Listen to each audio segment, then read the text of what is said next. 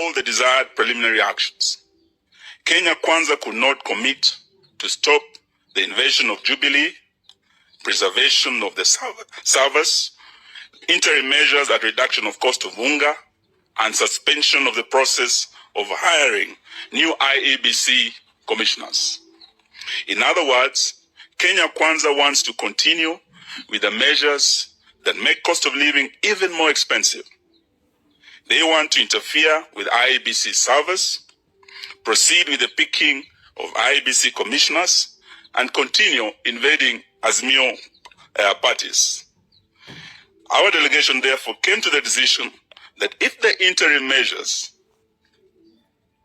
cannot be guaranteed, there would be no need to move into substantive issues. The framework agreement that set up the talks provides for a 7-day suspension of the talks in the event of a stalemate, and our delegation proceeded to invoke this provision. If at the end of the 7 days we will not be able to resume the talks will be considered to have collapsed. A number of other issues have emerged from the talks. One is that the Kenya Kwanza side is essentially several teams in one. The members are answering to different bosses and are not moving in the same direction. They are getting different instructions and are clearly pulling in different directions. Secondly, Kenya Kwanza has no clear direction on whether the talks should proceed or not. Deliberately, they have no clear direction from Mr. William Ruto on how to proceed. 3, Kenya Kwanza sees the talks as a process of managing the political situation, calming down the political temperatures, and continue with business as usual. 4th, the destabilization of the Jubilee Party is a do-or-die agenda, sponsored by the highest level of Kenya Kwanza leadership, whose aim is to ensure Kenya Kwanza obtains a super majority in parliament and amends the constitution, removes presidential term limits, abolishes devolution, and removes the independence of constitutional commissions and places them as part of the presidency.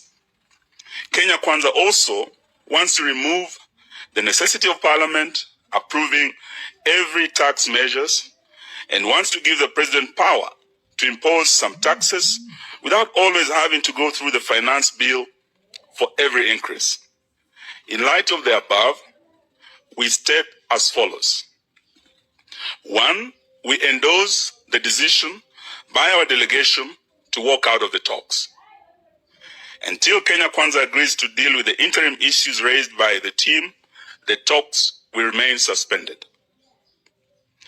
2, the issue of opening the servers, cost of living, cessation of attacks on Jubilee and other political parties are not negotiable. 3, we recognize the resolutions of our affiliate party Jubilee reached at the party's special national delegates convention, including the change of leadership, which must be taken as final. We demand that these resolutions be respected and enforced by the office of the Registrar of Political Parties. 4, Kenya Kwanza must make no mistake that Azimio will do everything possible to protect its affiliate parties from these heinous attacks. We ask all Kenyans to join us in protecting multi-party democracy, for which many Kenyans lost their lives. 5, all Jubilee Party members of Parliament who have crossed the floor and joined Kenya Kwanza must go for by-elections. Those who hold their positions by virtue of their nomination by Azimio must have their nominations revoked. The Registrar of Political Parties, Mrs. Anne Deritu, must leave office in view of clear manifestations that she has been co-opted into partisan and illegal schemes by Kenya Kwanza to cripple instead of protecting political parties. Anne Deritu no longer enjoys the confidence of her clans, who are political parties, and whom by her mandate she's supposed to strengthen, not to weaken as she is doing. The meeting resolved and has given authority to our team in the bipartisan talks to issue a notice of dissolution of the talks in the event that Kenya Kwanza will not publicly accede to the interim measures within 6 days in line with the provisions of the framework agreement. This notice ends on Tuesday next week. Thereafter, the Azimio coalition will communicate our next course of action at our PG next week on Tuesday.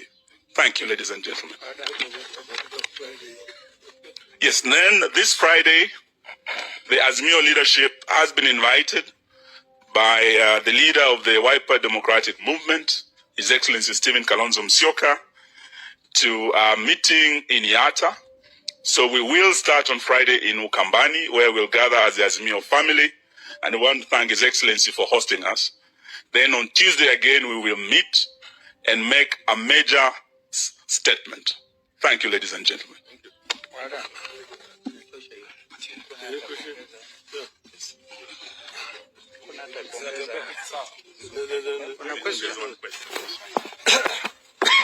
Thank you so much.